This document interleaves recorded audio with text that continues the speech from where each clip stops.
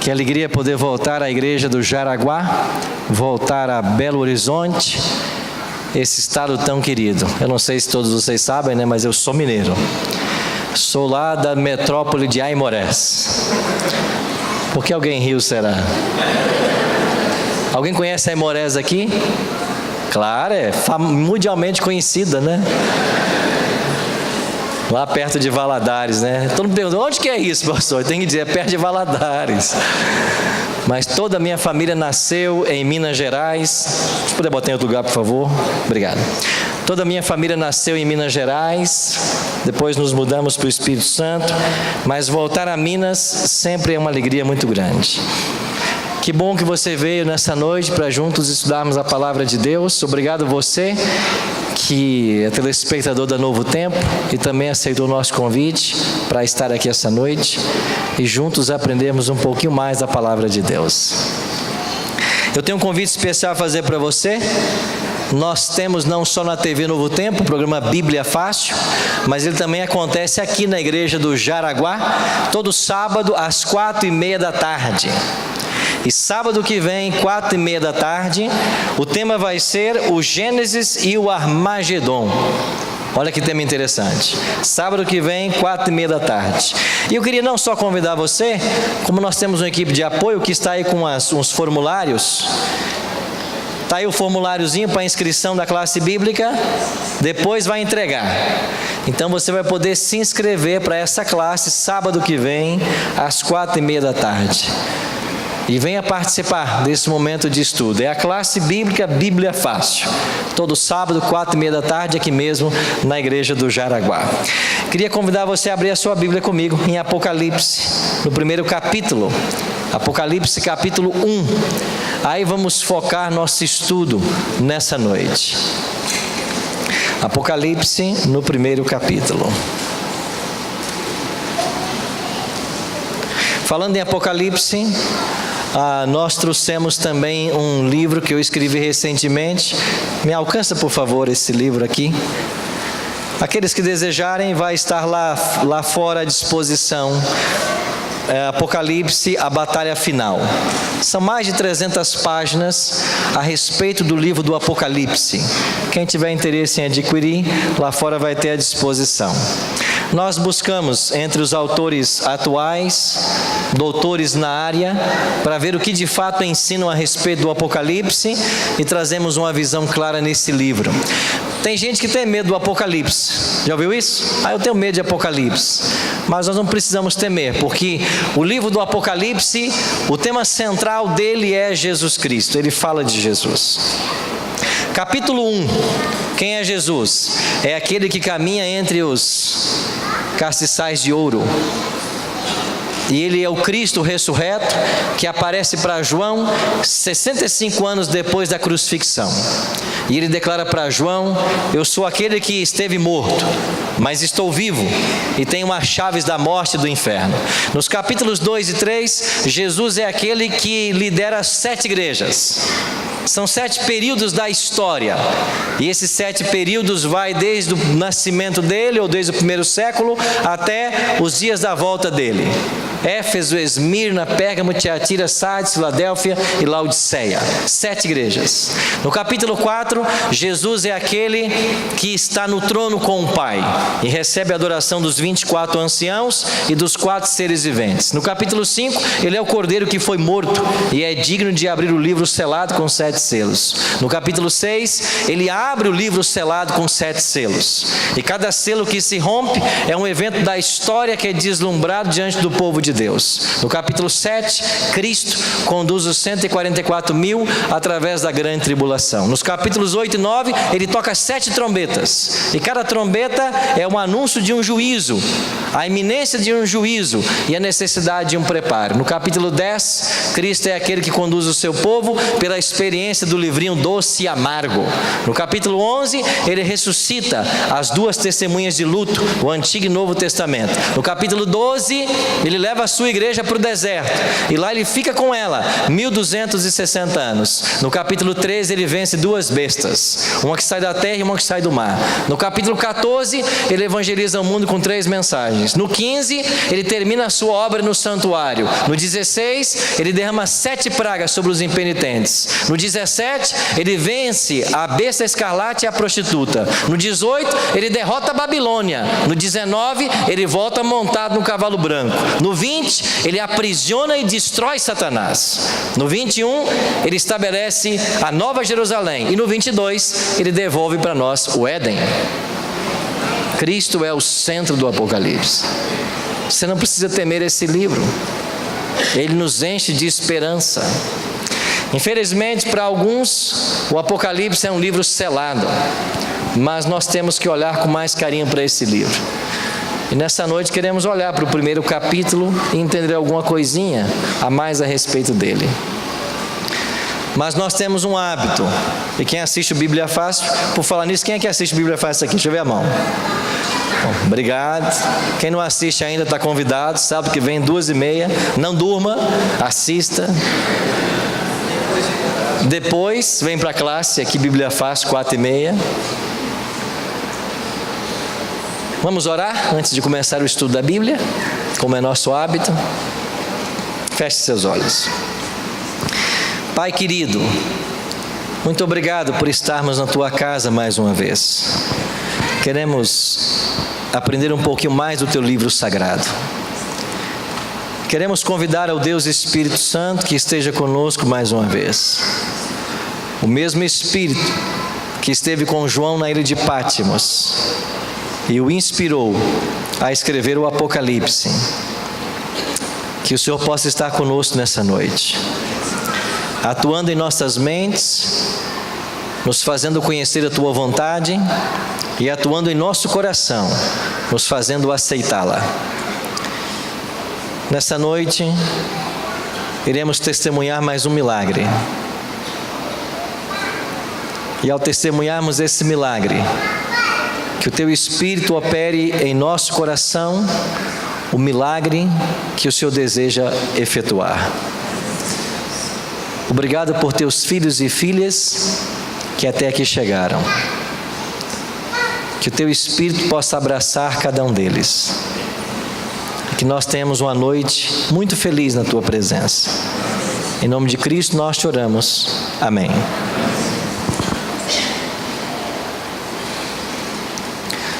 O voo 965 da American Airlines taxiava no aeroporto de Miami, nos Estados Unidos, prestes a decolar para Cali, na Colômbia.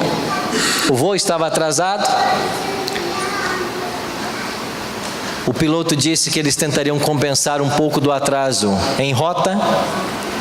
Desejou para todos um Feliz Natal e um próspero 1995. Era o dia 20 de abril de 94. Depois de algumas horas de voo, o voo 965 estava se aproximando do aeroporto em Cali, na Colômbia, e começaram umas conversas entre o piloto da aeronave e o controlador da torre de comando. A princípio a conversa começou em inglês, mas quando o piloto percebeu que o controlador de voo não dominava com fluência o inglês, tentou se comunicar em espanhol. Ele dependia dessas orientações naquela madrugada, com nevoeiro, para pousar a aeronave. As orientações foram passadas, e quando o piloto esperava se deparar com a pista de pouso, o 965 chocou-se contra as montanhas rochosas a 40 quilômetros do aeroporto. Morreram todos os 163 tripulantes e passageiros. As autoridades competentes foram chamadas para investigar a tragédia. 4 foram as causas que provocaram a tragédia. 2 delas, a incapacidade do piloto de efetuar a aproximação por essa divergência na língua. E a partir desse acidente, a fluência na língua inglesa passou a ser uma exigência. E segundo, é que o piloto não sabia a sua atual posição. Ele de fato não sabia aonde ele estava em relação ao aeroporto. E quando ele esperava pousar a aeronave, ele se chocou contra as montanhas. Essa tragédia do 965 ensina para mim e para você algo muito interessante. Se nós não soubermos exatamente aonde estamos na história, nós poderemos ter uma tragédia pior do que a deles. Por que pior? Porque eles perderam a vida, mas nós podemos perder a vida eterna. Se nós não soubermos o que está acontecendo exatamente na humanidade e para onde caminha a nossa história. E muitas pessoas, no afã de descobrirem para onde caminha a história, para onde vai nosso planeta, estão buscando na astrologia, nos búzios, nos tarôs, na necromancia, na cartomancia, resposta para as suas perguntas. Mas estas fontes não são autênticas, nenhuma delas funciona. Porque em realidade a sua vida nada tem a ver com os astros. Tem a ver com um Deus que governa acima desses astros. E a história é o palco da atuação divina.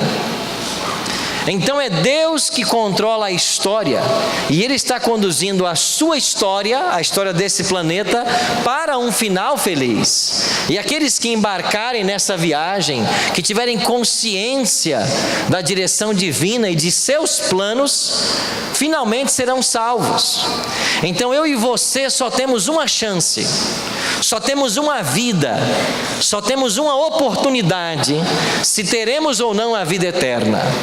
E para lançarmos mão desta vida eterna, eu preciso entender o momento social, econômico, financeiro, religioso, político que estamos vivendo. Para onde caminha a história do nosso planeta? A Bíblia tem essas respostas, porque é o livro de Deus. E quando nós estudamos o Apocalipse, em especial, as cortinas do futuro são abertas diante de nossos olhos. E quem estuda o Apocalipse sabe o que vai acontecer, em detalhes, pelo menos nos próximos 1000 anos. É o que nós sabemos. 1000 anos, nós sabemos o que vai acontecer, porque a Bíblia já revelou. Agora tem gente que tem medo do Apocalipse. E outro dia, até vendo um pastor que prega na TV também, não adventista, ele chegou a dizer assim: eu nem sei porque o Apocalipse está na Bíblia, ninguém entende esse livro. E quando ele disse isso, eu fiquei pensando, imagine você que nós temos um Deus que é onisciente. Esse atributo declara que Deus sabe todas as coisas. Agora esse Deus que é onisciente, colocou no livro dele um livro que não pode ser entendido. Qual é a lógica disso? Dá para você entender? Deus colocar no livro que Ele deu para a humanidade algo que não pode ser entendido? Claro que não existe isso. Tudo que está na Bíblia a gente pode entender. Mas pastor, tem coisas que é difícil. Claro que é. Quem diz que química é simples? Quem diz que matemática é simples? Mas as pessoas estudam para aprender isso. Outro dia eu estava num seminário em São Paulo, com 12 alunos, estudando a respeito do Apocalipse. Aí uma senhora disse assim para mim: pastor Arilton, você pode voltar e recapitular? Eu não entendi nada. Eu disse: claro, eu estou aqui para isso, vamos recapitular de novo. Mas eu aproveitei e perguntei assim: escuta, você é formado em que área? Ela disse: eu tenho um pós-doutorado. E o seu pós-doutorado é em quê? Ictiologia. Sabe o que é isso? Eu sei. Agora eu sei, né? Estudo dos peixes. E eu disse: você é pós-doutor em ictiologia? Sim. O que eu perguntar sobre peixes, você vai saber responder? Certamente. E quantos anos você estudou esse tema? Eu fiz biologia, 4 anos, depois um mestrado, um doutorado, um pós-doutorado, eu acho que uns 9 anos. Eu disse: se você gastar um pouquinho do seu tempo com o Apocalipse, você também vai virar uma doutora. Você é pós-doutor em peixe porque você dedicou 9 anos. Então, se a gente dedicar um tempo a esse livro, a gente também aprende. E eu aproveitei e disse, bom, já que você é pós-doutora no assunto, também responda uma pergunta. Qual é a diferença de peixes com escama e barbatanas e peixes sem escama e barbatanas?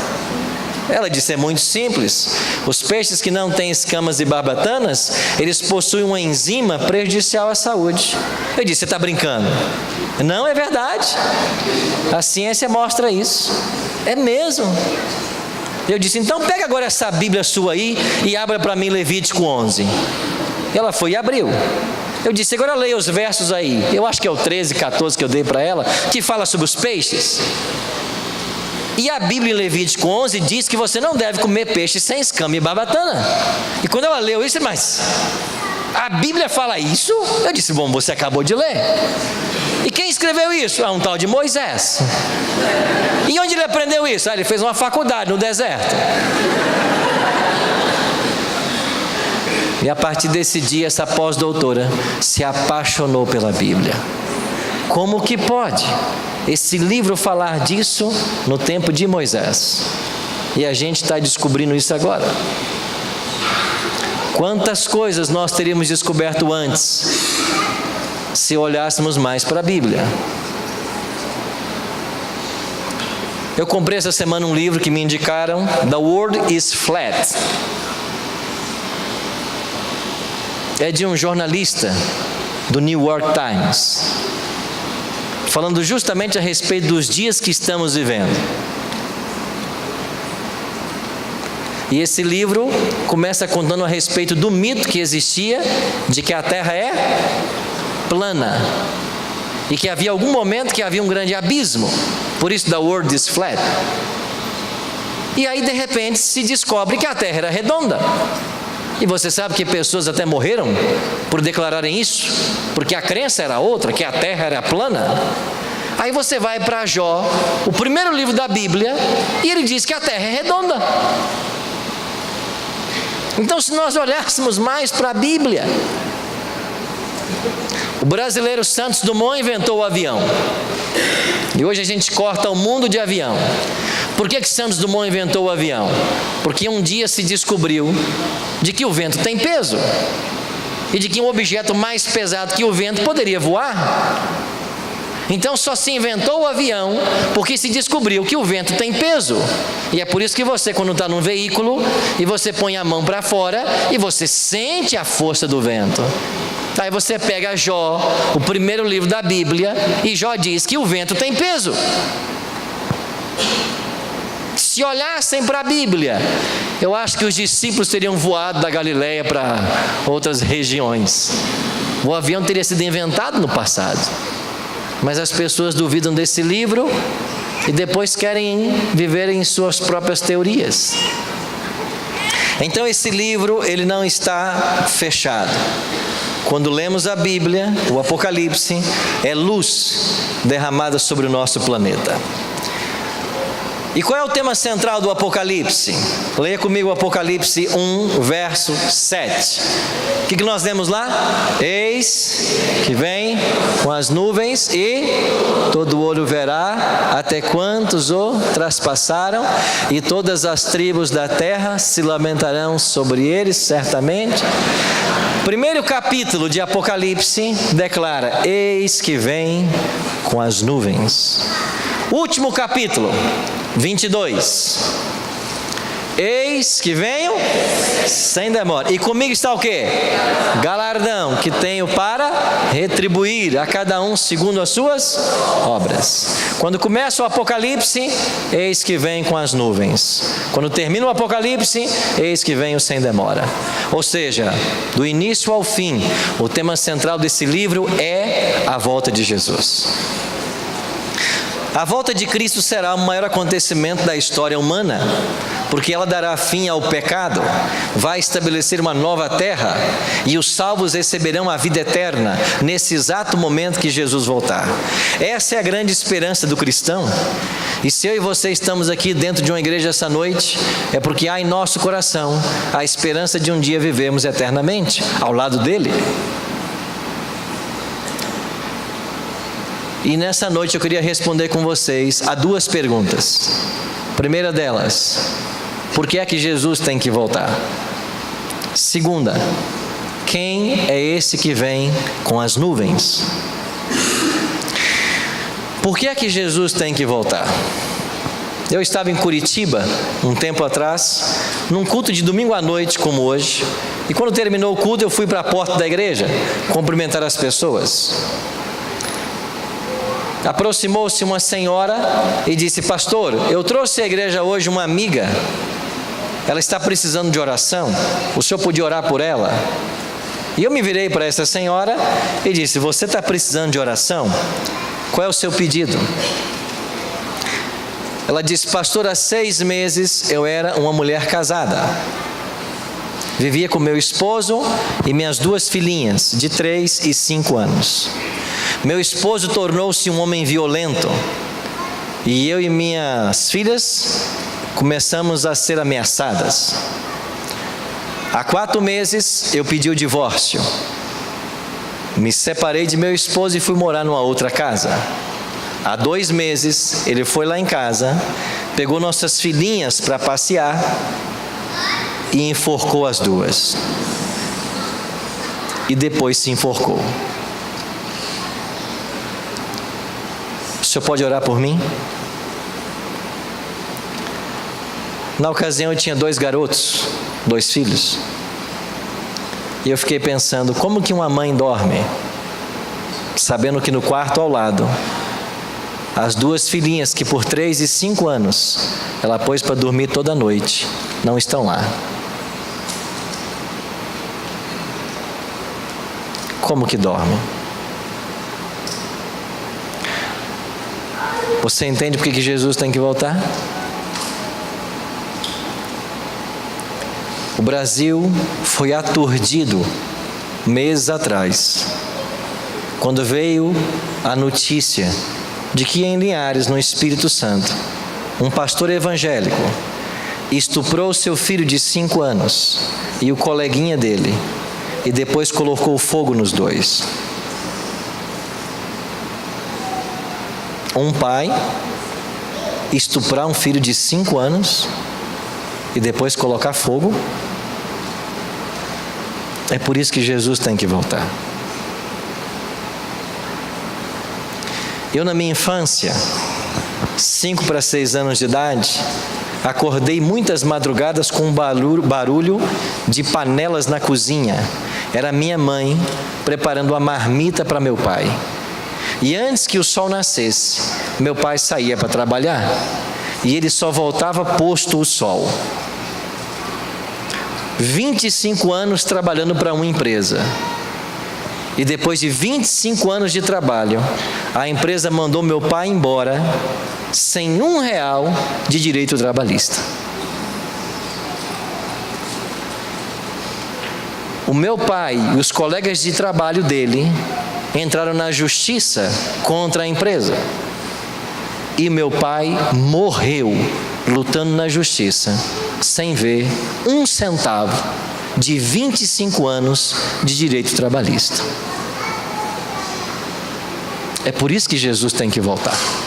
Porque esses patrões serão chamados diante do juiz de toda a terra para responder por cada centavo que deixaram de dar a esse chefe de família com 9 filhos para criar.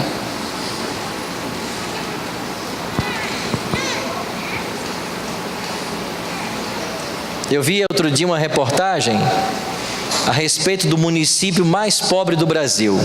Situa-se no Maranhão. E enquanto uma repórter entrevistava uma mãe, 2 crianças choravam no canto da casa. O repórter, incomodado pelo choro, perguntou: por que elas estão chorando? A mãe disse: é fome. Elas não têm o que comer? Não. Você não tem nada para dar? Nada. E sabe por que essa mãe no Maranhão não tem nada para dar? Porque os quase 30% de impostos que eu e você pagamos para o governo federal, todo ano, vai parar na conta de político corrupto, em paraísos fiscais. E o dinheiro que nós pagamos para o governo em impostos, que deveria dar saúde, educação, lazer, alimentação, vai parar na conta de político safado. É por isso que Jesus vai voltar. Porque cada político corrupto vai se sentar diante do juiz de toda a terra e vai ter que dar contas de cada centavo que desviou, que não era dele, que roubou. Cada centavo. E eu fico no meu cérebro pensando nas minhas madrugadas, por que tem um milênio na Bíblia? E eu descubro uma coisa: tem muito político na fila. É por isso que esse juízo vai durar 1000 anos. É difícil escapar alguém. É sistêmico o mal.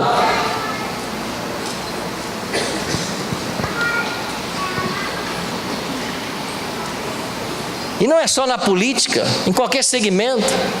Eu fui tirar minha primeira habilitação.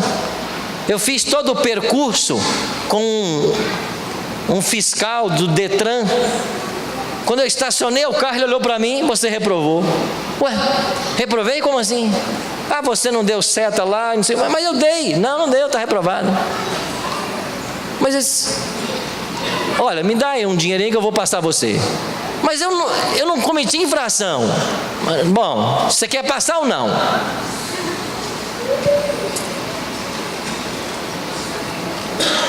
Você entende por que Jesus tem que voltar? Porque o mal já maturou.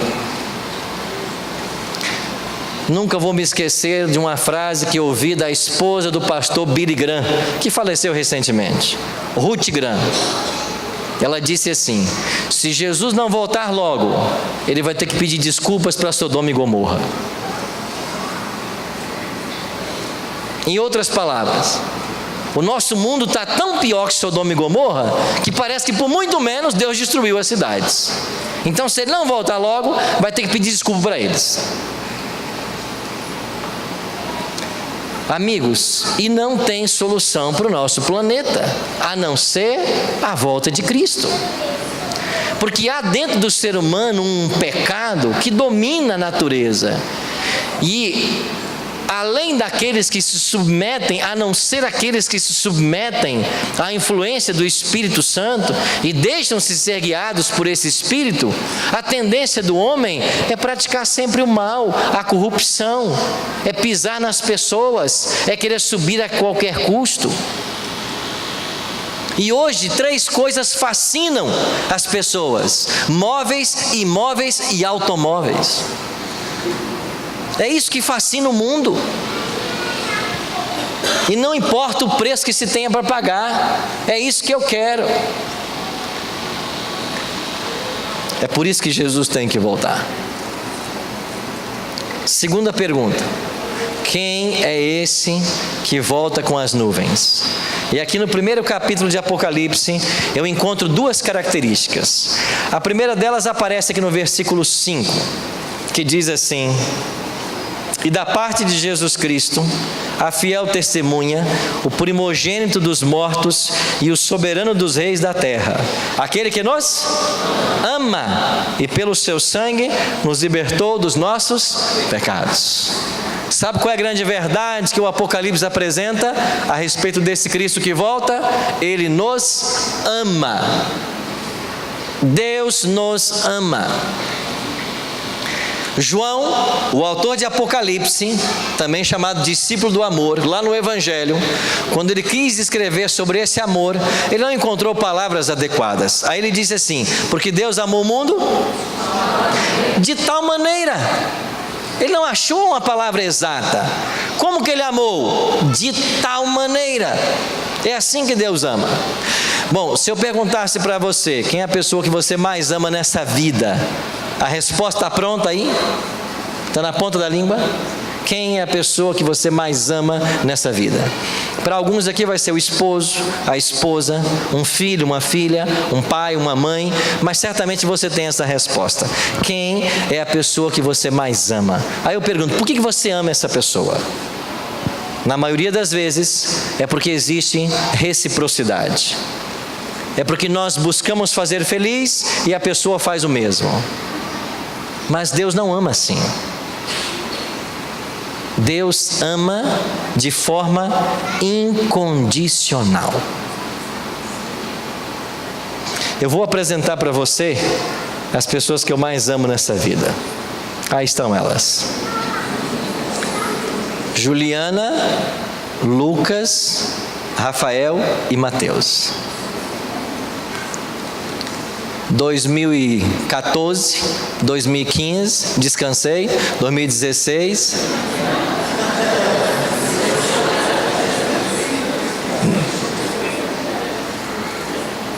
Não, 2014, 2015, 2016 descansei, 2017 e 2018 está em tempo ainda.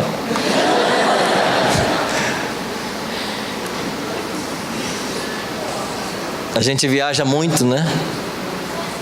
A Novo Tempo exige isso da gente. Outro dia eu preguei numa quarta-feira em Florianópolis, na quinta eu preguei em Recife, na sexta em Santarém e no sábado em Altamira.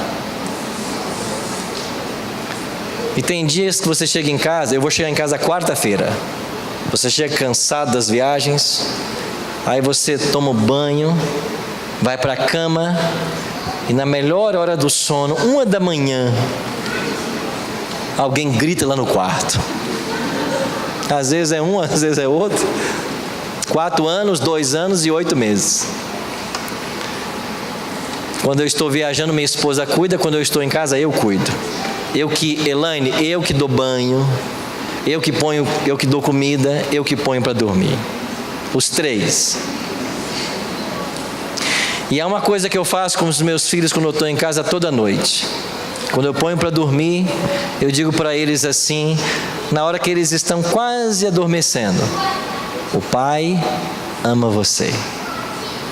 O Pai te ama. O Pai sempre vai te amar. O Pai te ama de forma incondicional. Sabe por que eu faço isso? Porque a psicologia e a religião ensinam que a primeira imagem que o ser humano forma de Deus é extraída da figura paterna. E eu quero que meus filhos saibam que Deus os ama e de forma incondicional. Alguns de nós temos dificuldades em nos relacionar com Deus, porque a nossa figura paterna não é a figura ideal. E se a figura do pai que você tem não é a figura mais feliz que podia ser, você vai ter um pouco mais de dificuldade de entender Deus e o amor dele. Mas nada que não possa ser vencido pela graça divina. E na madrugada a gente levanta, pega essa criança no colo e começa a passear na casa, né? E eu olho para ele e digo: filho, dorme, olha como está boa a noite para dormir. Olha que silêncio. E parece que quanto mais você fala, mais a criança desperta. Quem é pai e mãe aqui sabe o que eu estou falando. E às vezes essa brincadeira dura meia hora, 1 hora, 1h30. Mas uma coisa eu digo para eles: o pai só vai colocar você na cama quando você estiver dormindo em segurança. E se você precisar, ainda essa madrugada, você pode gritar, porque o pai vai vir. Porque você é a coisa mais linda que o pai tem. Eu daria minha vida por qualquer um dos 4. Agora, por que eu amo tanto esses garotos? R$42 uma fralda Pampers. Esse pequenininho do colo aí só toma leite de amêndoa com água de coco. A amêndoa, R$71 o quilo. Por que eu os amo tanto? Porque eles são meus filhos. Eles são meus filhos. Põe uma coisa na sua cabeça: Deus não te ama pelas coisas que você faz. Deus ama você por ser quem você é, filho e filha. Se você não gravar nada nessa noite do que eu disser, grave uma coisa: nada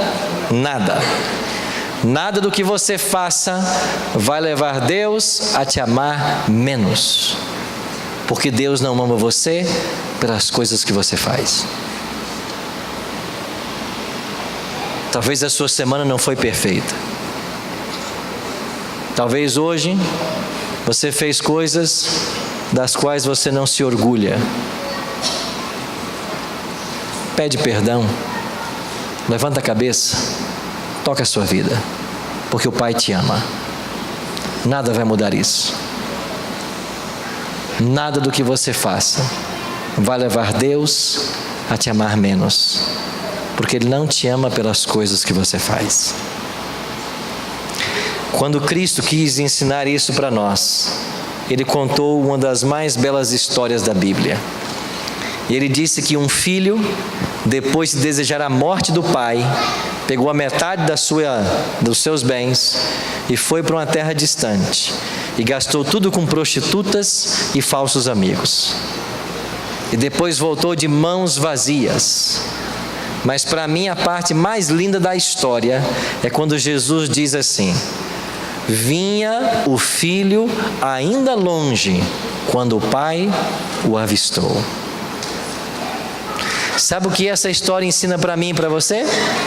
Que os olhos do pai nunca saíram da estrada. E eu imagino esse pai consertando uma cerca com os empregados, mas os olhos do pai estavam aonde? Na estrada.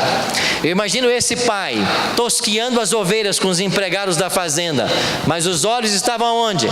Na estrada. E o pai dizia no coração: um dia meu filho volta. E quando o filho voltou e uma silhueta foi avistada no horizonte, o pai viu, e Jesus disse que esse pai, que representa Deus, ele correu. É a única vez que a Bíblia diz que Deus correu. E quando Deus corre, Ele corre não de você, Ele corre na sua direção. E ele correu, abraçou o filho, o beijou e o restituiu. O Pai ama você.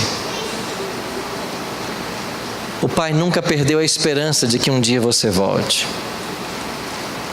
Essa noite, o Pai espera que você volte. Ele tem esperado isso por anos. Há anos que o Pai espera. O amor dele não desiste.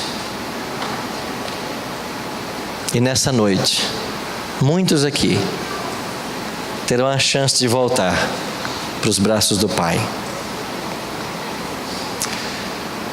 Mas há uma segunda verdade que o Apocalipse ensina a respeito desse Cristo que volta.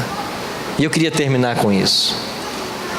No capítulo 1, verso 18, a Bíblia ensina: aquele que vive, estive morto, mas eis que estou vivo pelos séculos dos séculos, e tenho as chaves da morte e do inferno.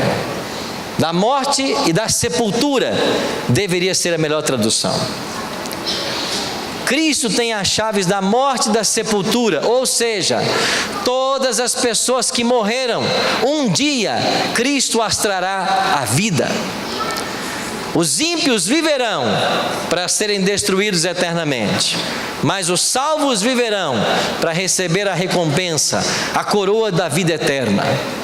Todos ressuscitarão. Cedo ou tarde, a morte põe a mão em cima de alguém que você ama. Aqui está minha família. Como eu disse, somos 9 filhos. Eu sou o penúltimo lá em casa. Abaixo de mim, só o caçula.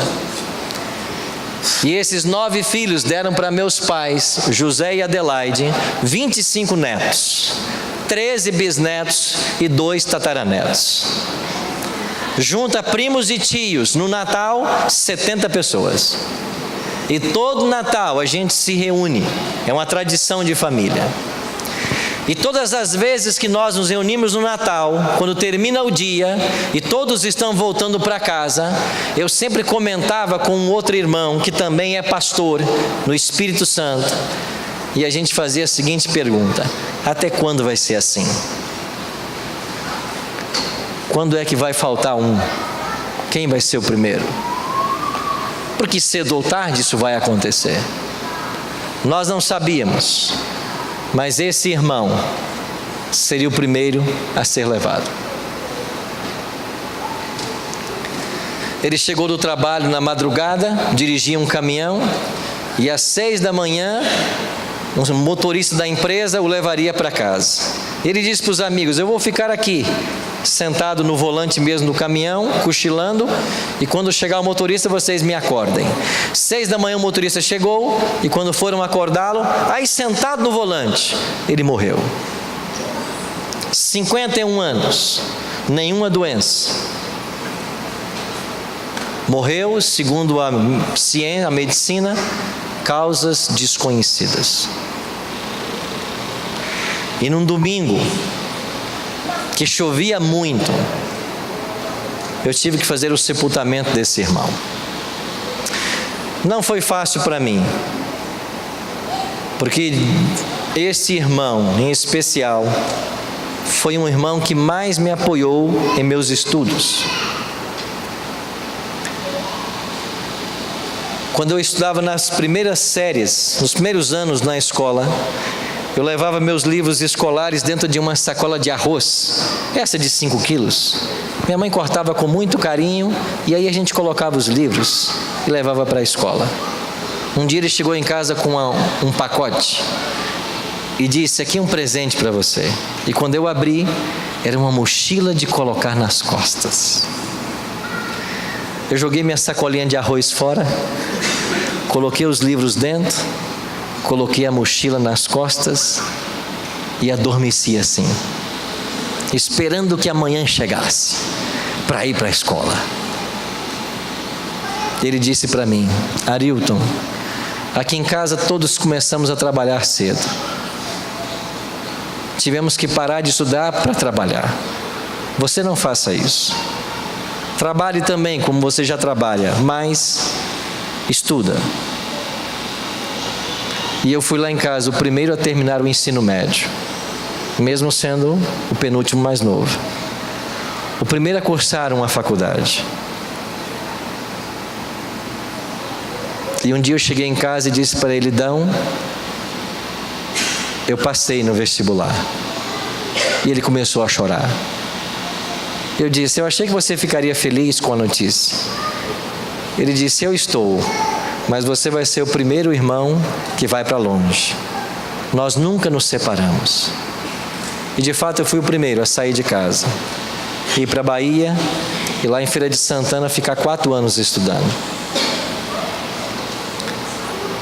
Esse de capuz verde, que chora sobre a sepultura, é meu sobrinho, 18 anos. E naquele domingo chuvoso, ele chorava e perguntava assim: tio, por que Deus levou meu pai?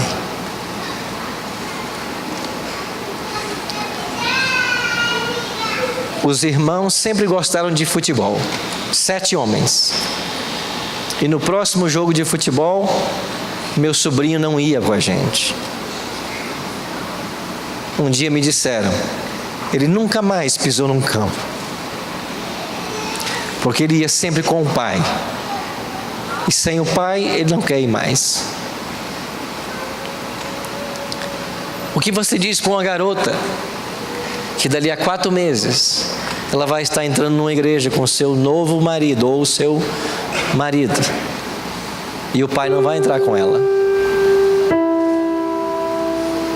Tudo pronto para o casamento. Ele pagou todas as contas, mas não compareceu.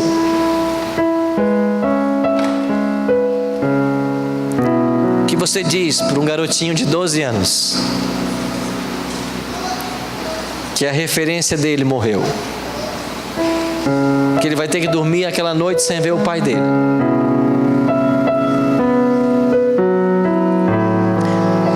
Talvez você tenha saudade de alguém que você ama e já se foi.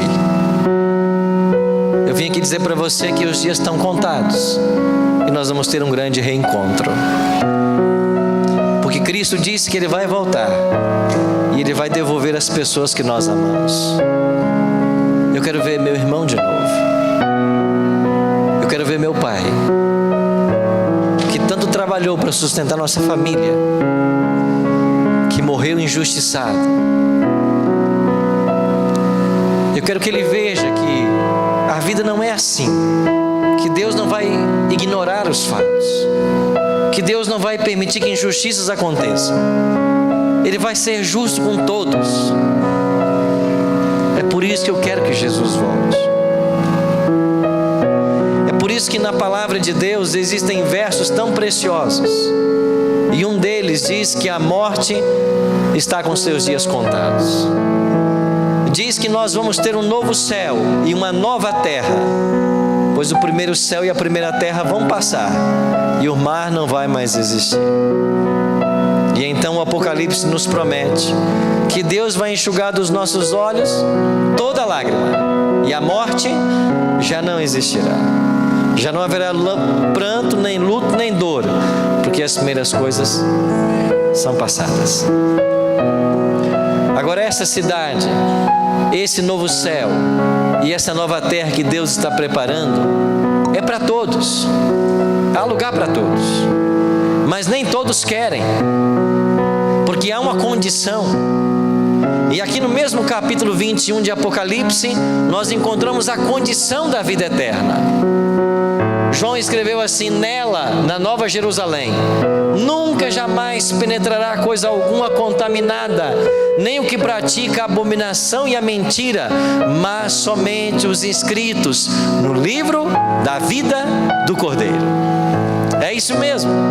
Deus está escrevendo um livro, e nesse livro Ele está colocando o nome dos candidatos à vida eterna. Agora, pastor, eu quero ir para esse céu, eu quero ter vida eterna, eu quero me reencontrar com as pessoas que eu amo e que a morte levou. O que eu faço para ter o meu nome nesse livro? Jesus é quem responde essa pergunta. E lá em Marcos 16, Jesus diz assim: quem crer e for batizado será salvo. Essa é a condição. Quem crer e for batizado será salvo. Eu disse que vocês iriam testemunhar um milagre essa noite. Eu vou pedir Carlos Henrique e o pastor Nardi que entrem no tanque batismal. Carlos Henrique, por 4 anos, lutou com grandes dificuldades. Uma pessoa a quem o diabo tentou de todas as formas destruir. 4 anos, com muitas lutas e sacrifícios, mas ele teve contato com a palavra de Deus. Ele começou a ler a Bíblia. A Bíblia trouxe para a vida dele informações preciosas, uma promessa linda de transformação. Ele conheceu na Bíblia o plano da salvação. Ele conheceu o maravilhoso amor de Deus.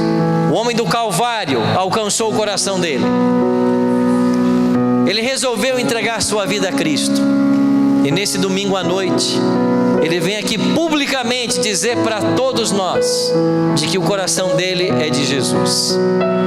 Ele quer nascer para uma nova vida.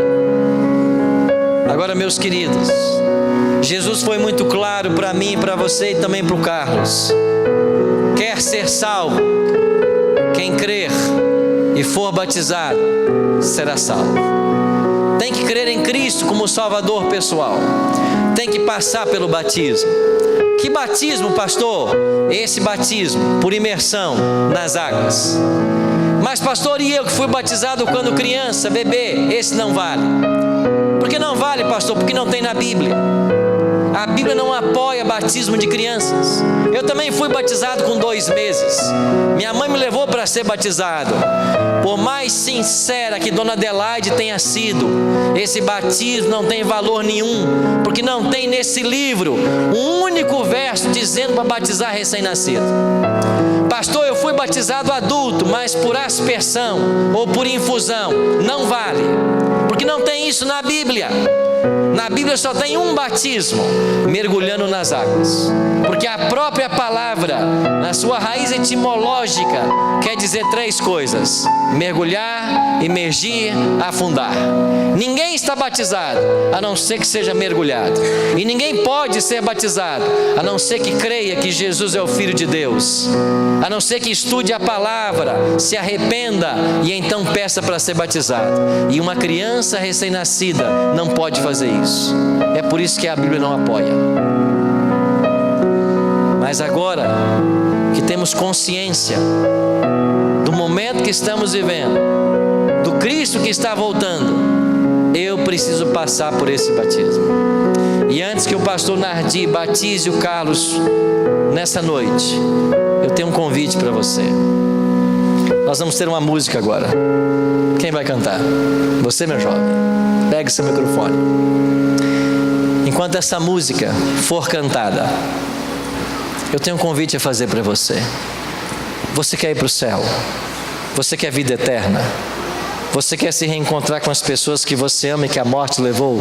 Só tem uma condição: você tem que crer em Cristo como Salvador e tem que passar pelo batismo. E se nessa noite você quiser tomar essa decisão e quiser demonstrar isso agora publicamente, eu quero que enquanto ele cantar, você se levante aí onde você está e você venha aqui à frente. Eu quero orar por você. Qual o seu nome? William? Onde está a primeira pessoa? É você? Vem aqui. Deus seja louvado por você. É amiga, é sua convidada. Qual o seu nome? Márcia. William vai cantar.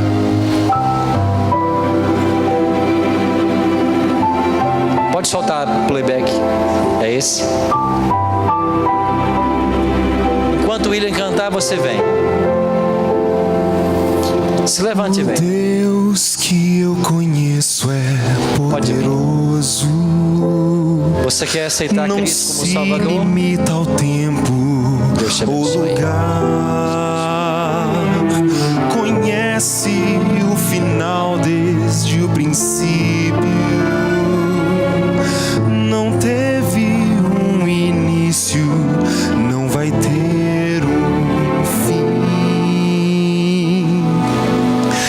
Maior que o universo habita um coração, igual sua justiça é o seu perdão. Pode vir. De um modo misterioso se fez homem. Na sua graça tenho salvação.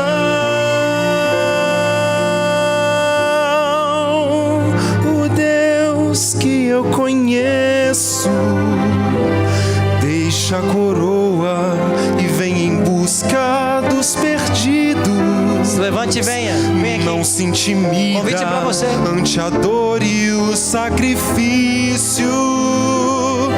Abre seus braços para salvar a quem quiser.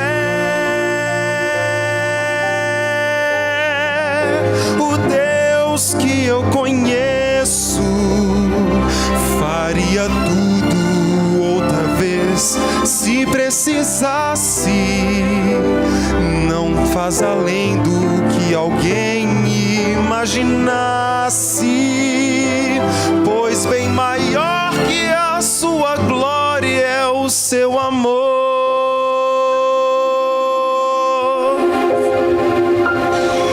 Venha. Venha.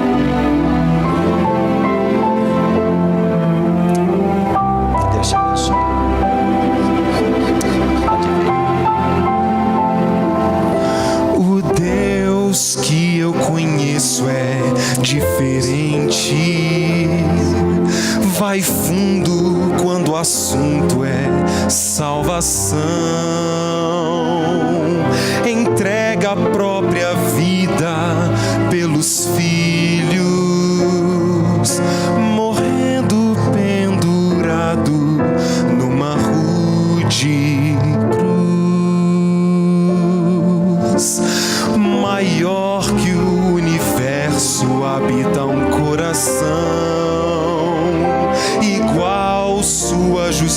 graça é o seu perdão. De um modo misterioso se fez homem. Na sua graça tenho salvação. O Deus que eu conheço deixa a coroa e vem em busca dos perdidos. Não se intimida ante a dor e o sacrifício.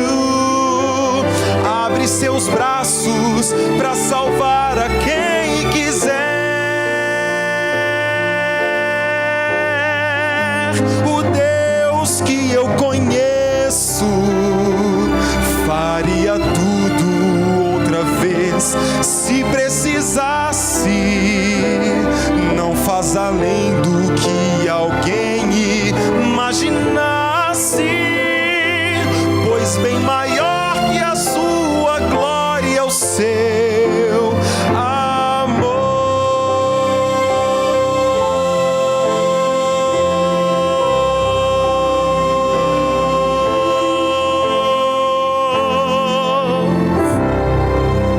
Amém.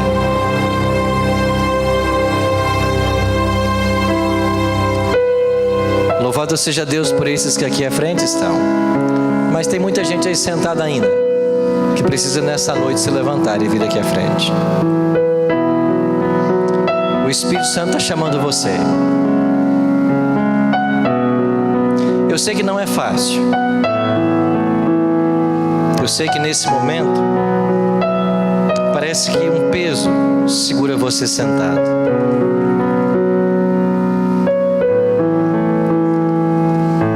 Mas escute uma coisa. Enquanto Moisés e o povo de Israel não pôs o pé, o mar não se abriu. As mudanças que você espera na sua vida, elas nunca acontecerão enquanto você não der o primeiro passo. Mas se pela fé você der o primeiro passo, o mar vai se abrir. E tudo que você precisa que aconteça, vai acontecer. Mas você tem que dar o primeiro passo. Porque se você não der, o milagre não vai acontecer. Em nome de Cristo, se levante e venha.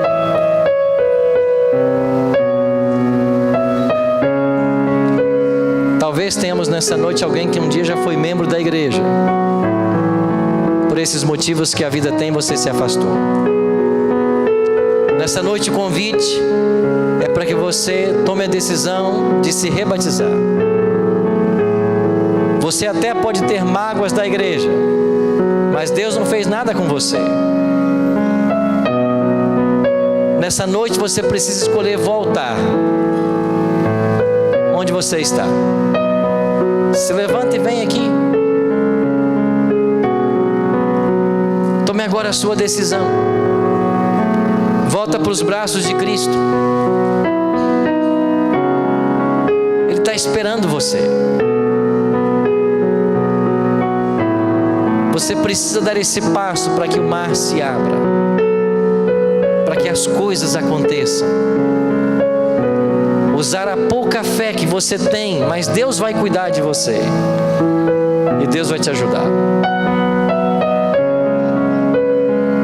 Onde você está? Se levanta e venha. Venha aqui à frente. Tome a sua decisão agora pelo batismo ou pelo rebatismo. Cristo está esperando você. Venha. Eu quero orar por você.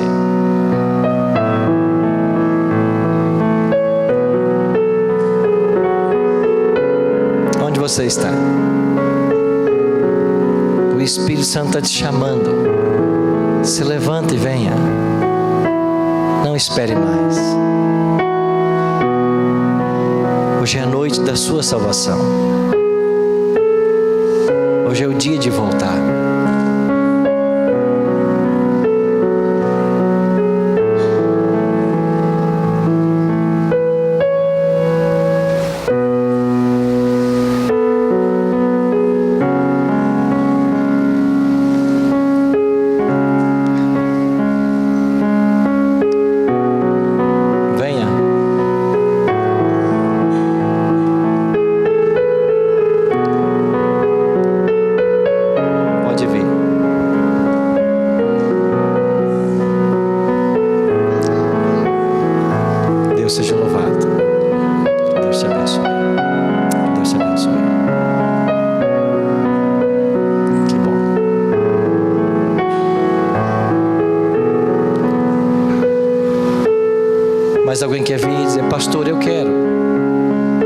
posso perder essa chance.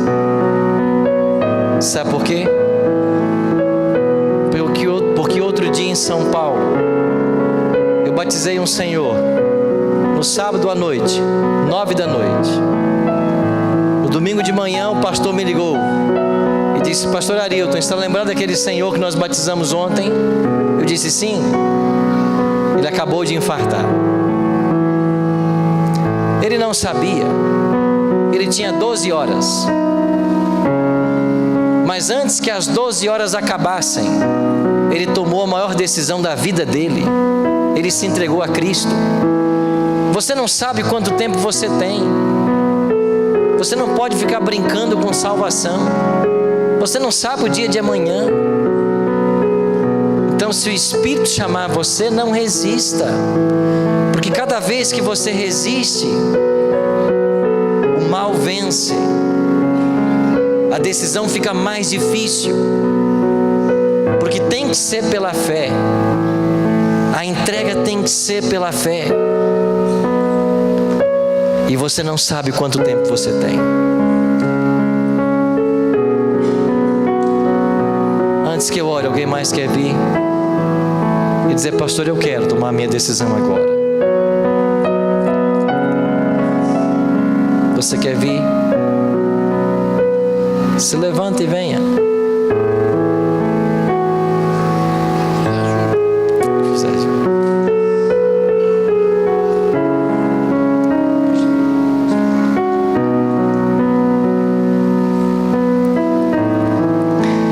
Querido Carlos, aceitastes a Cristo como teu Salvador pessoal e viestes nessa noite dar o seu testemunho público da sua aceitação a Cristo. Ao ser batizado, teus pecados serão perdoados e teu nome escrito no livro da vida nos céus, e que lá ele permaneça até que Jesus volte para buscar a todos nós. E o pastor Nardi, como ministro do Evangelho, em obediência à ordem de Cristo, te batiza em nome do Pai, do Filho e do Espírito Santo. Amém.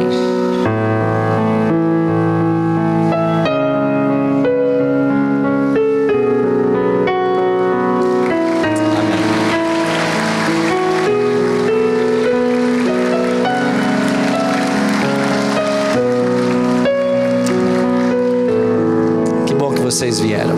Eu quero orar por vocês agora. Pai Santo, louvado e exaltado seja o teu santo nome. Obrigado, Pai, por teus preciosos filhos e filhas que aqui à frente vieram, demonstrando publicamente a sua aceitação de Cristo e o desejo de em breve também serem batizadas. Que o teu bom e santo Espírito cuide dessas pessoas, que ajude-os em sua jornada espiritual. Que nós, como igreja, possamos abraçá-los e ajudá-los nesse desafio. Oramos também por teus filhos e filhas que estão aí na igreja.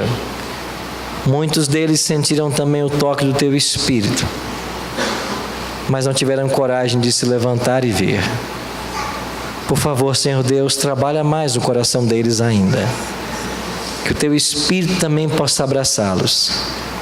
E que eles possam, Senhor Deus, antes que seja tarde demais, também fazer esta entrega e se prepararem para a tua vinda. A nós outros que um dia já fomos batizados, que o Senhor nos conserve firmes nesse caminho e prepare a todos nós para o teu regresso. É a nossa oração, em nome de Cristo. Amém. Amém.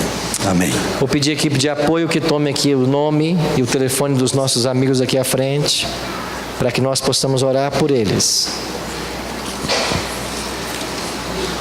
O pastor Arilton vai sair daqui a pouco. Vou pedir que vocês aguardem que ele saia. Ele quer cumprimentar vocês à saída.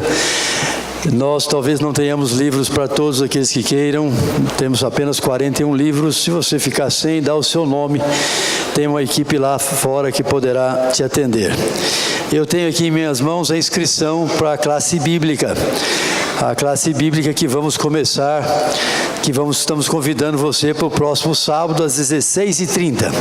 O tema será o Gênesis e o Armagedon, tá? Tem aqui diáconos nos cantos da igreja. Se você quer fazer a sua inscrição para a classe bíblica, levante aí a sua mão. Olha o diácono com a caneta aqui no centro.